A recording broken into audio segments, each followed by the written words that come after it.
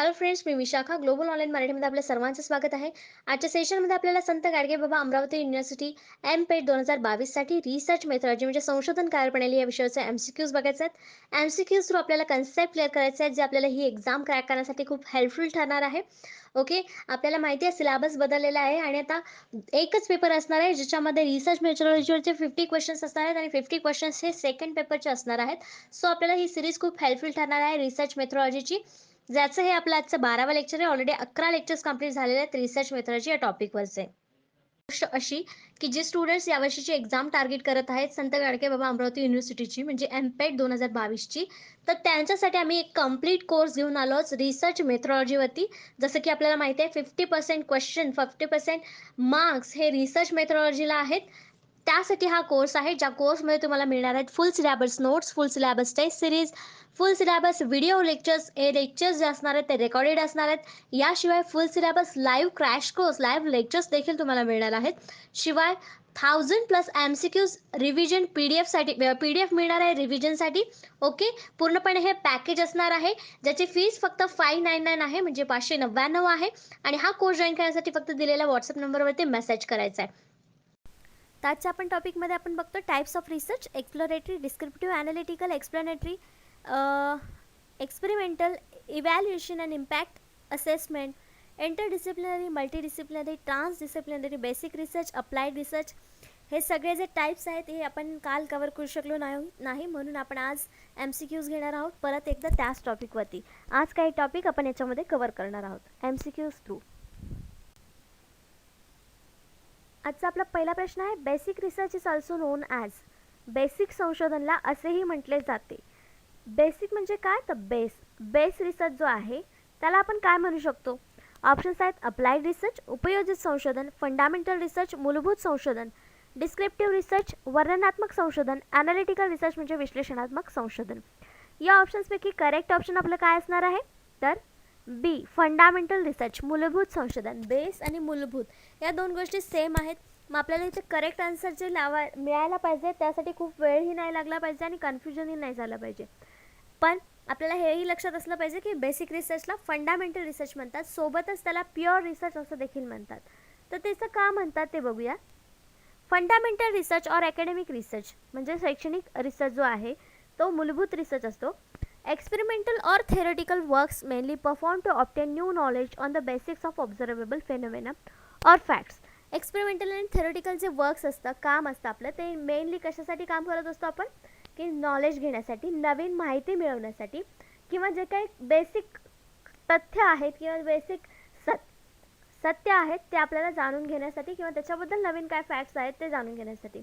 Without prior consideration that will result in any practical application use. म्हणजे त्याच्यात काहीही आपण असं नाही म्हणू शकत की हां हे नॉलेज याच्यासाठीच उपयोगी आहे. तर ते जेव्हा आपल्याला नॉलेज मिळतं ते यूज करण्यासाठी आपण डायरेक्ट चालू करतो. मग ते एक फंडामेंटल रिसर्च आहे किंवा प्युअर रिसर्च आहे, बेसिक रिसर्च आहे.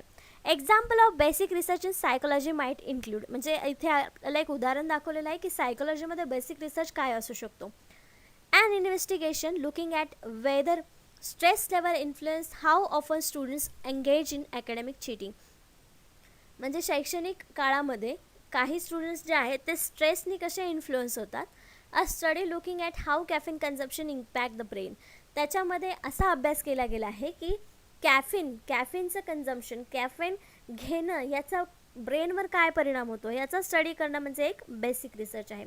A study assessing whether men or women are likely to be diagnosed with the depression. म्हणजे याच्यामध्ये डिप्रेशन स्त्रियांमध्ये किती आहे, पुरुषांमध्ये किती आहे हे प्रमाण काढणं किंवा त्याच्यामध्ये शोध घेणं, डायग्नोस करणं, निदान काढणं हे ते बेसिक रिसर्चचा विषय आहे किंवा फंडामेंटलचा रिसर्च आहे. एक्झाम्पल आहे. एक्झाम्पल घेण्याचं रिझन हेच आहे की बेसिक रिसर्च कसा असू शकतो किंवा फंडामेंटल रिसर्च कसा असतो हे आपल्याला कळावं, यासाठी आपण हा एक एक्झाम्पल घेतलेला आहे. नेक्स्ट क्वेश्चन आहे सेकंड नंबरचा. Analytical research is a type of research that. विश्लेषणात्मक संशोधन हा संशोधनाचा प्रकार आहे. कोणत्या संशोधनाचा प्रकार आहे किंवा त्यामध्ये काय साध्य होतं हे आपल्याला सांगायचं आहे, हा प्रश्न आहे आपला. तर ऑप्शन्स आहेत discovers way of finding solution of an immediate problem. त्वरित समस्येचे निराकरण करण्याचा मार्ग शोधतो. तर हे जे डिस्क्रिप्शन आपल्याला दिसतंय ऑप्शन ए मध्ये ते आपण बघितलं होतं लास्ट टाइम. ॲक्शन रिसर्च आहे, इमिजिएट प्रॉब्लेमवरती सोल्युशन शोधणं, हे ॲक्शन रिसर्चचं कॅरेक्टरिस्टिक्स आहेत. मग ॲनालिटिकल रिसर्चमध्ये हे येईल का? नाही. गॅदर्स नॉलेज स्किल, ज्ञान कौशल्य गोळा करणे. It is useful for formatting hypothesis और टेस्टिंग हायपोथेसिस, गृहीतके तयार करण्यासाठी किंवा गृहीतकांची चाचणी करण्यासाठी उपयुक्त आहे. ॲनालाइज द फॅक्ट और इन्फॉर्मेशन ऑलरेडी अवेलेबल, आधीपासूनच उपलब्ध तथ्य किंवा माहितीचं विश्लेषण करा. त्याचं करेक्ट आन्सर आपण शोधताना काय करायचं? ॲनालिटिकल रिसर्च म्हणजे विश्लेषणात्मक संशोधन. नावातूनच आपल्याला कळतं की काहीतरी विश्लेषण इथं केलं गेलेलं आहे. मग आपल्याला ऑप्शन डी मध्ये दिसतंय की उपलब्ध तथ्य आणि माहितीचं विश्लेषण करणं याच्यामध्ये येतं आहे, कारण हा ॲनालिटिकल रिसर्च आहे, विश्लेषणात्मक संशोधन आहे. मग आपलं करेक्ट आन्सर किती काय असणार आहे? डी, ॲनालाइज द फॅक्ट और इन्फॉर्मेशन ऑलरेडी अवेलेबल, जे ऑलरेडी आहे त्याच्यातच आपल्याला विश्लेषण करायचं आहे, त्याला आपण ॲनालिटिकल रिसर्च असं म्हणतो. Analytical research, on the other hand, is fundamentally different in a way that the researchers has to use fact or information already available and analysis this in order to make critical evaluation of the material. तर हे जे analytical research आहे ते already माहिती आहे, already data आहे किंवा facts आहेत त्याच्यावरती विश्लेषण करणं जे आहे त्याच्यातच आपण विश्लेषण करून लोकांना सांगणं किंवा जे रिसर्चर्स आहे आपला अभ्यास करणार आहेत त्यांना सांगणं. हे कशासाठी असतं? तर क्रिटिकल इव्हॅल्युएशन ऑफ मटेरियल, जे मटेरियल अवेलेबल आहे त्याचं आपल्याला मूल्यांकन करण्यासाठी या प्रकारचं रिसर्च केलं जातं, ज्याला आपण ॲनालिटिकल रिसर्च म्हणतो. आपल्या सिलेबसमध्ये आहे ॲनालिटिकल रिसर्च आणि त्याचा मीनिंग किंवा ते कसं असतं हे दाखवलेलं आहे. एक्झाम्पल इथं दिलेलं आहे ॲनालिटिकल रिसर्चचं. Examining the fluctuations of US international trade balance during 1974 to 1995 is an example of descriptive research. तर इथं जे उदाहरण दिलेलं आहे की इंटरनॅशनल ट्रेड म्हणजे US इंटरनॅशनल ट्रेड जो बॅलन्स आहे तो 1974 आणि 1975 कसा बदलत होता, फ्लक्च्युएट होत होता, ह्याचं एक्झाम्पल जे आहे ते डिस्क्रिप्टिव्ह रिसर्चचं आहे. जसं की explaining why and how US trade balance moves in a particular way over the time. म्हणजे USचा ट्रेड बॅलन्स जो आहे तो एका पर्टिक्युलर वेमध्ये म्हणजे ठराविक मार्गाने व्यवस्थित जात होतो टाईम टू टाईम. हे कशाचं उदाहरण झालं? हे आहे ॲनालिटिकल रिसर्चचं. कारण काय फ्लक्च्युएट होता? इंटरनॅशनल ट्रेड बॅलन्स हा फ्लक्च्युएट होत होता, पण तो कसा आणि का होत होता हे ॲनालिटिकलचा विषय झाला. कारण डिस्क्रिप्टिव्ह रिसर्चमध्ये आपल्याला समजलं नाही तो का होत होता, मग त्याचं आपण विश्लेषण केलं की का होतोय असं, तेव्हा तो ॲनालिटिकल रिसर्च तिथे निर्माण झाला किंवा हे एक्झाम्पल आहे ते ॲनालिटिकल रिसर्चचं झालं. अशा प्रकारे बघू शकतो की आपण डिस्क्रिप्टिव्ह रिसर्चमध्ये देखील ॲनालिटिकल रिसर्च तयार होऊ शकतो. हे एक्झाम्पल आहे ॲनालिटिकल रिसर्चचं. नेक्स्ट क्वेश्चन आहे मॅच द फॉलोइंग, पुढील जोड्या लावा. जे दोन गट दिलेले आहेत आपल्याला, types of research and pair त्याची दिलेली आहे. तर इकडे एका साईडला दिलेलं आहे applied research, fundamental research, longitudinal research, descriptive research, qualitative research. तर आपण हे बऱ्यापैकी सगळेच रिसर्च बघितलेले आहेत, त्याची जोडी आपल्याला लावायची आहे. अप्लाइड रिसर्च म्हणजे काय आहे? इकडच्या ऑप्शन्सपैकी finding solution and immediate problem, हे पहिलंच आन्सर आपल्याला बरोबर आहे. जे लास्ट क्वेश्चनमध्ये पण बघितलं आपण की एक ऑप्शन होतं आणि ते ॲक्शन रिसर्चचं होतं आणि अप्लाइड रिसर्चला सुद्धा ते लागू होतं. मग finding solution and immediate problem is a applied research. त्याच्यानंतर आहे फंडामेंटल रिसर्च. फंडामेंटल म्हणजे आपण मगाशीच बघितलं की बेसिक नॉलेज जे आहे ते सगळं फंडामेंटल रिसर्चमध्ये येतं आणि त्याचा मेन हेतू काय असणार आहे? Gathering knowledge skills. म्हणजे याचं सुद्धा पेअर जे आहे ते बरोबर आहे. आता लॉन्जिट्युडिनल रिसर्च म्हणजे काय? Research carried on a several time period. तर आपलं एका सुरुवातीच्या लेक्चरमध्ये झालेलं आहे लॉन्जिट्युडिनल रिसर्च म्हणजे काय, तर एकाच विषयावरती पण ठराविक कालांतराने झालेला अभ्यास किंवा रिसर्च. जसं की आपण जनगणना म्हणतो, प्रत्येक दरवर्षांनी हा रिसर्च होत असतो, ह्याला आपण लॉन्जिट्युडिनल रिसर्च म्हणू शकतो, पण जो आधीच्या कुठल्या गोष्टींवरती झालेला आहे. तर research carried on a several time period, longitudinal research म्हणजे याची ही पेअर बरोबर आहे. नंतर descriptive research, fact finding enquiry of a social events and system. Last time बघितलं आपण, कालच्या लेक्चरमध्ये बघितलं की डिस्क्रिप्टिव्ह रिसर्च काय आहे की फॅक्ट फाइंडिंग आहे, ह्युमन बिहेवियरल आहे, सोशल इव्हेंट्सबद्दल आहे, त्याबद्दलचं काही रिसर्च असेल तर तो कुठला असतो? डिस्क्रिप्टिव्ह रिसर्च असतो. नेक्स्ट आहे qualitative research, research based on data. Qualitative research बघितलं आपण, कालच बघितलं तेही की क्वालिटेटिव्ह रिसर्च म्हणजे काय आहे, तो बेस्ड असतो डेटा जो मिळालेला आहे त्याच्यावरती डिपेंडंट असतो. म्हणजे याचे जे पेअर आहेत ते समोरच आपल्याला बरोबर मिळालेलं आहे. त्याचं करेक्ट आन्सर देखील सेम आहे की समोरचे जे पेअर आहेत ते बरोबर करेक्ट आन्सर आहेत आपल्या. तर इथे काय काय सांगू शकतो, अप्लाइड रिसर्च समजलं आपल्याला, फंडामेंटल रिसर्च समजला, लॉन्जिट्युडिनल रिसर्च समजलं, डिस्क्रिप्टिव्ह रिसर्च समजलं आणि क्वालिटेटिव्ह रिसर्च देखील समजलं. याच्या पेअरनुसार आपण ह्याची उदाहरणं किंवा अर्थ जो आहे तो काढू शकतो. शॉर्टमध्ये या रिसर्चमध्ये काय आहे हे आपण योग्य प्रकारे सांगू शकतो. नेक्स्ट क्वेश्चन आहे 4th नंबरचा. Fundamental research is a type of research that. मूलभूत संशोधन हा संशोधनाचा प्रकार आहे. कशाचा किंवा त्यामध्ये काय असतं. बेसिक रिसर्च बघितलं त्याला आपण फंडामेंटल रिसर्च म्हणतो, पण फंडामेंटल आणि बेसिक रिसर्च त्यांचं मूळ काय आहे किंवा ते कशासाठी असतात. ऑप्शन्स आहेत discover ways of finding solution in immediate problem. Applied रिसर्चचं आहे, आपण बघितलेलं आहे, हे सतत आपल्या लक्षात राहायला पाहिजे. झोपेत जरी आपण बघितलं हे स्टेटमेंट तेव्हा ते कुठल्या रिसर्चचं आहे ते आपण सांगितलं पाहिजे किंवा ते त्या रिसर्चचं वैशिष्ट्य आहे हे आपल्याला माहिती पाहिजे. गॅदर्स नॉलेज स्किल, ज्ञान कौशल्य गोळा करणे. It is useful for formatting hypothesis और testing hypothesis. None of the above वरीलपैकी काहीही नाही. डी तर ऑप्शन नसणार आहे. यामध्ये करेक्ट आन्सर आहे आपलं, कारण बेसिक रिसर्च आणि फंडामेंटल रिसर्चमध्ये आपण काय करतो तर नॉलेज जमा करत असतो, नॉलेज स्किल आपण जमा करत असतो. मग आपला करेक्ट आन्सर इथे काय येणार आहे, बी गॅदर्स नॉलेज स्किल, ज्ञान कौशल्य गोळा करणे. फंडामेंटल रिसर्चमध्ये हे आहे. Fundamental research also known as basic research और प्युअर रिसर्च. जसं मी सुरुवातीला सांगितलं की त्याला बेसिक रिसर्च आणि प्युअर रिसर्च देखील म्हणतात. कन्फ्यूज व्हायचं नाही. जर एक्झाममध्ये तुम्हाला फंडामेंटलच्या जागी बेसिक वर्ड वापरला असेल आणि बेसिकच्या जागी जर प्युअर वर्ड वापरला असेल तर don't get confuse. So basic research or pure research does not usually generate findings that have immediate applications in a practical level. तर प्रॅक्टिकल लेवलवरती इमिजिएट ॲप्लिकेशन करण्यासारखे याचे जनरल हे नसतात, फाइंडिंग्स नसतात किंवा निष्कर्ष नसतात. Fundamental research mainly aim to answer the question why. तर फंडामेंटल रिसर्चमध्ये नेमकं काय असतं तर का या प्रश्नाचा आन्सर त्याच्यामध्ये असतो. कुठलाही आपला प्रश्न असेल किंवा आपला जर प्रॉब्लेम समोर असेल त्याला जर आपण का ने प्रश्न विचारला तर तो फंडामेंटल रिसर्चचा प्रॉब्लेम होईल, क्वेश्चन होईल. What or how they tend to contribute the pool of fundamental knowledge in a research area. Why सोबतच व्हॉट, हाऊ हे सुद्धा क्वेश्चन्स जे आहेत ते फंडामेंटल नॉलेज मिळण्याचे एरिया आहेत, रिसर्चचे एरिया आहेत असं आपण सांगू शकतो. उदाहरणार्थ आपण असं घेऊ शकतो की पाणी किती वेळानंतर कोणत्या डिग्रीला उकळलं जातं, का उकळलं जातं, हे जे प्रश्न आहेत ते फंडामेंटल रिसर्चचे आहेत. 100 डिग्री सेल्सिअसला पाणी तापल्यानंतर उकळतं, मग हे जे निष्कर्ष निघणार आपला तो फंडामेंटल रिसर्चचा विषय असणार आहे. नेक्स्ट क्वेश्चन आहे 5th नंबरचा.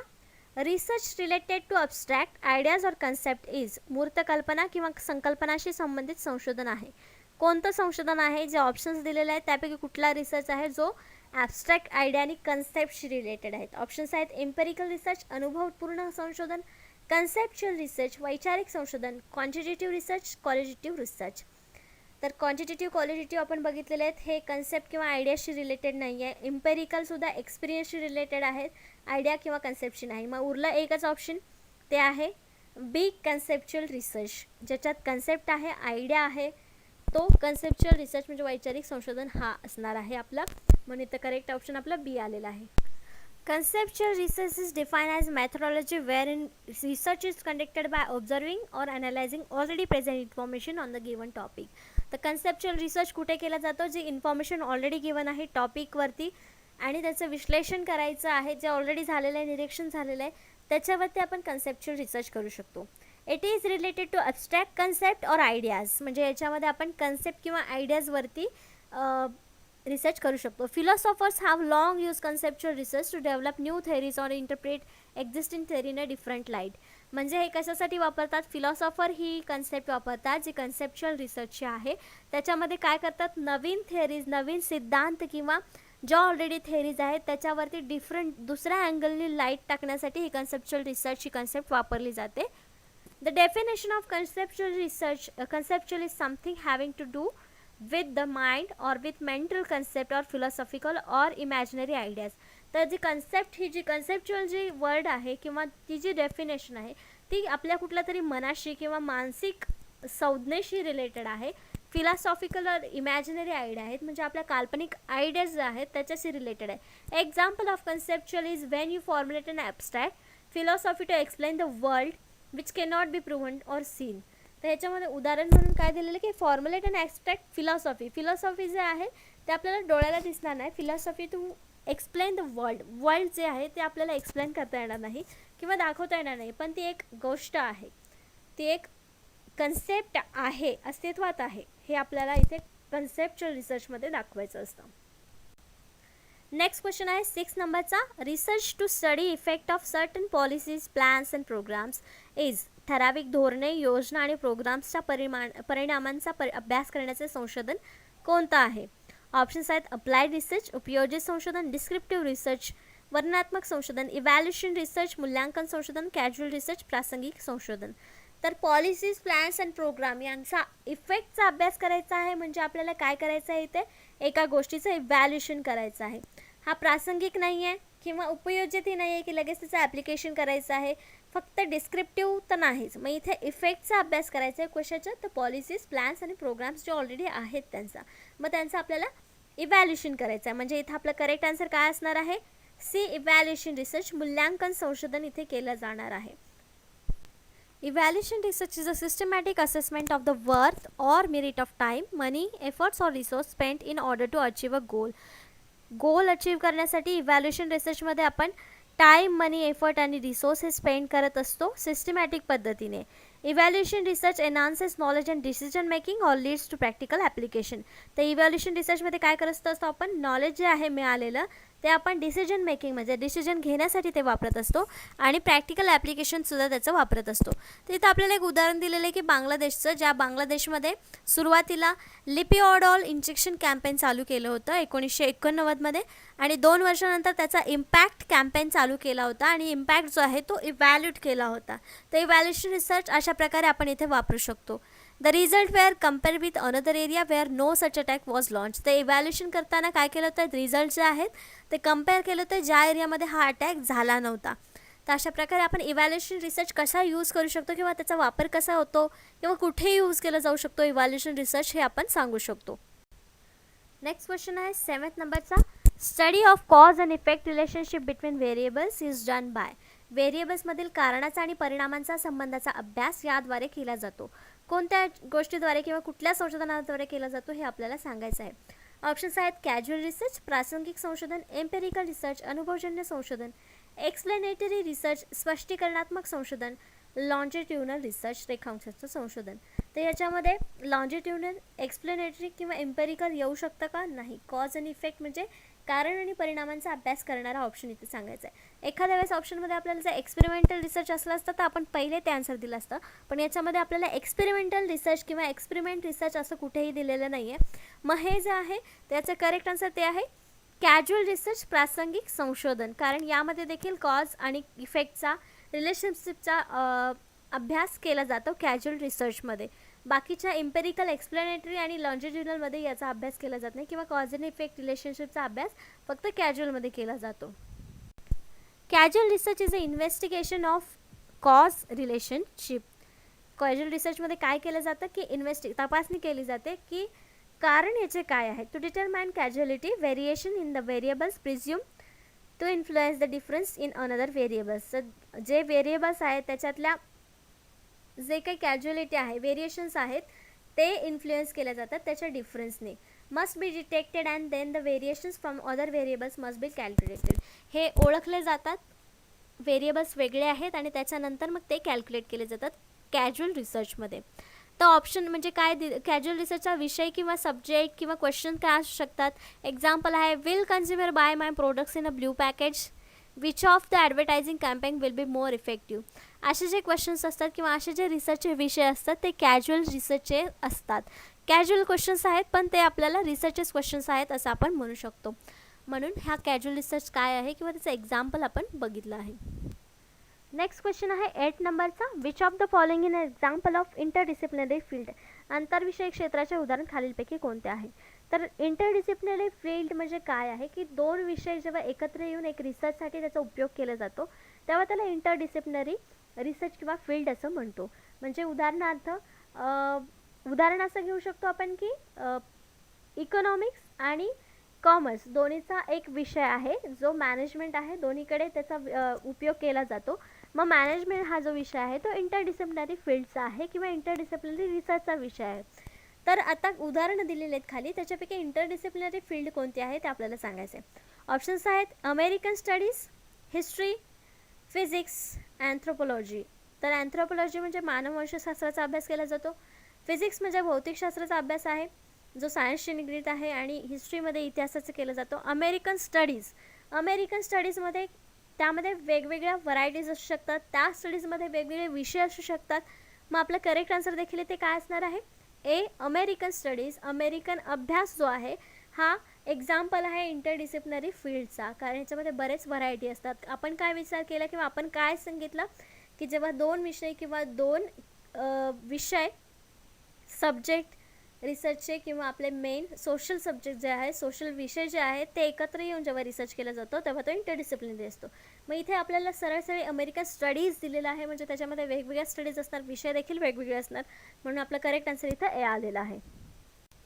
American studies an interdisciplinary field that studies American culture and the identities that this culture creates, from examining system of operations, hierarchies and social labels to critique how we think and place media and music. त्याच्यामध्ये जसं आपण म्हटलं की हा interdisciplinary विषयाचा फील्डचा विषय आहे, कारण याच्यामध्ये अमेरिकन कल्चर आहे, आयडेंटिटीज आहेत, क्रिएट्स आहेत की कसं कल्चर तयार झालं, सिस्टीम्स आहेत वेगवेगळ्या, हराचे आहेत, सोशल लेबल्स आहेत, क्रिटिक आहेत, प्लेसेस आहेत, मीडिया, म्युझिक, ह्या सगळ्यांचा अभ्यास या अमेरिकन स्टडीमध्ये केला जातो, म्हणून हा इंटरडिसिप्लिनरी फील्डचा विषय आहे. The interdisciplinary research is a mode of research by teams or the individuals that integrate information, data, techniques, tool, perspective, concept or the theories from two or more disciplines. जसं की मी सांगितलं, इंटरडिसिप्लिनरी रिसर्च काय आहे? मोड आहे रिसर्चचा, ज्याच्यामध्ये teams किंवा individual म्हणजे व्यक्तिगत व्यक्तीसुद्धा माहिती, डेटा, तंत्र, टूल, पर्स्पेक्टिव्ह, कन्सेप्ट या सगळ्याचा वापर करून हे करू शकतात, पण दोन किंवा त्यापेक्षा अधिक डिसिप्लिन्स और bodies of specialised knowledge to advance fundamental understanding और to solve problems whose solutions are beyond the. म्हणजे जे सोल्युशन्स किंवा फंडामेंटल अंडरस्टँडिंग, मूलभूत समज जे आहेत किंवा प्रॉब्लेम्स जे आहेत ते सोडवण्यासाठी या प्रकारचा फील्ड रिसर्च किंवा या प्रकारचं रिसर्च केलं जातं, म्हणजे त्याच्यावरती उपाय शोधण्यासाठी किंवा रिसर्चमध्ये त्यावरती स्कीम्स काढण्यासाठी हे प्रकारचे रिसर्च केले जातात, इंटरडिसिप्लिनरी रिसर्च. नेक्स्ट आहे 9th नंबरचा question. Operations research approach is dash dash. Operation रिसर्चचा दृष्टिकोन डॅश डॅश आहे. कोणता आहे? तर ऑप्शन्स आहेत multidisciplinary, scientific, intuitive, collect essential data, आवश्यक डेटा गोळा करा. त्याचा दृष्टिकोन जो आहे याचा करेक्ट आन्सर आहे ए, मल्टीडिसिप्लिनरी, बहुशिस्तीचा. याचं एक्सप्लेनेशन आपण बघूयात. Operation research is an analytical method of problem solving and decision making. जर ऑपरेशन रिसर्च काय आहे सुरुवातीला कळायला पाहिजे आपल्याला. ती एक ॲनालिटिकल मेथड आहे, विश्लेषणात्मक मेथड आहे प्रॉब्लेम सॉल्व करण्याची आणि डिसिजन घेण्यासाठी, डिसिजन मेकिंगसाठीची. That is useful in management of organisation. एखाद्या ऑर्गनायझेशन संस्थेमध्ये मॅनेजमेंटसाठीही युजफुल ठरते. In operation research problems are broken down into basic components and solve in defined steps by mathematical analysis. तर जे काय मोठमोठ्या ह्याच्यामध्ये ऑर्गनायझेशनमध्ये हे प्रॉब्लेम्स जे आहेत ते छोट्या छोट्या बेसिक कंपोनंट्समध्ये तुकडे केले जातात आणि त्यावरती मग डिफाईन करून त्याचं व्यवस्थित मूळ शोधून स्टेप बाय स्टेप मॅथमॅटिकल विश्लेषण त्याचं केलं जातं आणि त्यावर मग डिसिजन घेतला जातो. हे अशा प्रकारे ऑपरेशन रिसर्च केला जातो. For instance each car has distance from potential customers. तर उदाहरण काय दिलेलं आहे की प्रत्येक कारला एक डिस्टन्स असतं पोटेन्शियल कस्टमरसाठी.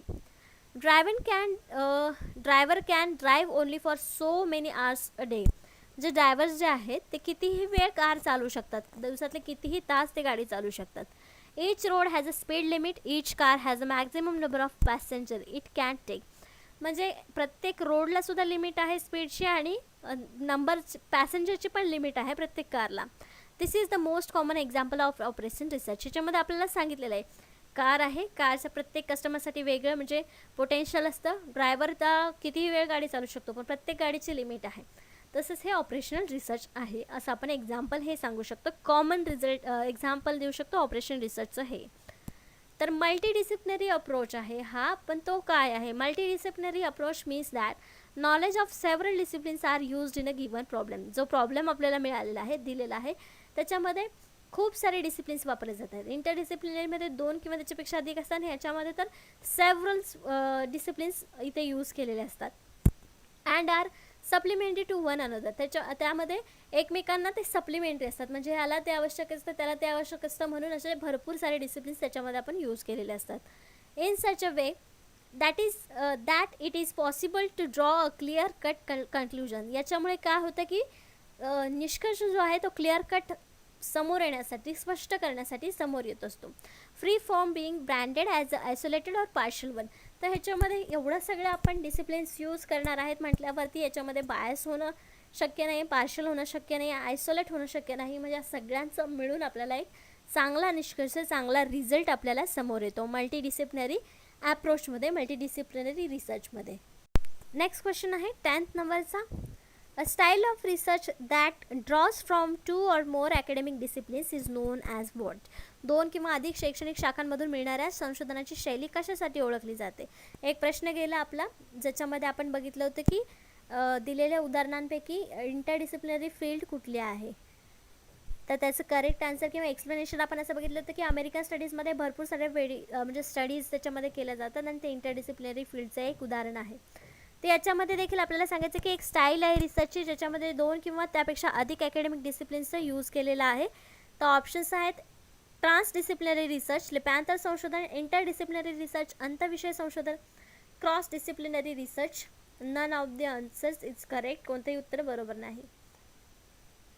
तर मागच्या प्रश्नावर आपल्या ह्याचं करेक्ट आन्सर आपल्याला मिळायला पाहिजे, ते आहे बी इंटरडिसिप्लिनरी रिसर्च. 2 किंवा त्याच्यापेक्षा अधिक अकॅडमिक डिसिप्लिन्स इथे वापरले असतात तेव्हा तो इंटरडिसिप्लिनरी रिसर्चचा विषय असतो, म्हणून आपला करेक्ट आन्सर इथे बी आलेला आहे.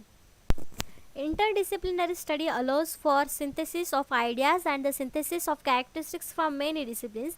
At the same time, it addresses students' individual difference and helps to develop important transferable skills. तर आंतरविषयामध्ये काय आहे, या अभ्यासामुळे विचारांचं विश्लेषण आणि बऱ्याच विषयांमधील वैशिष्ट्यांचं संश्लेषण करण्यास अनुमती मिळते, म्हणजे त्याच्यामध्ये आपल्याला जागा मिळते हे सगळं करण्यासाठी. त्याचवेळी विद्यार्थ्यांमध्ये वैयक्तिक मतभेदांवर लक्ष देता येतं आणि महत्त्वपूर्ण हस्तांतरणीय कौशल्य विकसित करण्यास मदत होते. म्हणजेच आपली जे ट्रान्सफरेबल स्किल्स आहेत ते शिकण्यासाठी इथे आपल्याला मदत मिळते. जर एखादा व्यक्ती एका फील्डमधून असेल आणि दुसरा व्यक्ती जर दुसऱ्याच फील्डमधून असेल तर त्या दोघांनाही दोन्ही फील्डचं नॉलेज तिथे मिळणार आहे. Interdisciplinary program draws from 2 or more academic disciplines that works together to create powerful learning experience and emphasize integrative learning, critical thinking and creative problem solving. ते इंटरडिसिप्लिनरी प्रोग्राम्स कशासाठी असतात, 2 किंवा त्यापेक्षा अकॅडमिक डिसिप्लिन्स म्हणजे शैक्षणिक विषय जे आहेत त्यांना एकत्रित काम करून त्याच्यामधून आपल्याला पॉवरफुल लर्निंग एक्सपिरियन्स म्हणजे अनुभव आणि एकत्रित लर्निंग मिळते. क्रिटिकल थिंकिंग आपल्याला चांगली वाढते. क्रिएटिव्ह प्रॉब्लेम सॉल्विंग आपल्याला इथे करता येते इंटरडिसिप्लिनरी प्रोग्राम्समुळे, इंटरडिसिप्लिनरी रिसर्चमुळे, त्या फील्डमुळे आणि त्या अभ्यास करणाऱ्या स्टुडंटला त्याचा नक्कीच फायदा होत असतो. तर अशा प्रकारे याचे आपले 10 क्वेश्चन्स 10 कन्सेप्ट इथे संपलेले आहेत. नेक्स्ट लेक्चरमध्ये आपण नेक्स्ट टॉपिकवरचे 10 कन्सेप्ट आणि 10 क्वेश्चन्स बघणार आहोत. आजच्या लेक्चरसाठी धन्यवाद.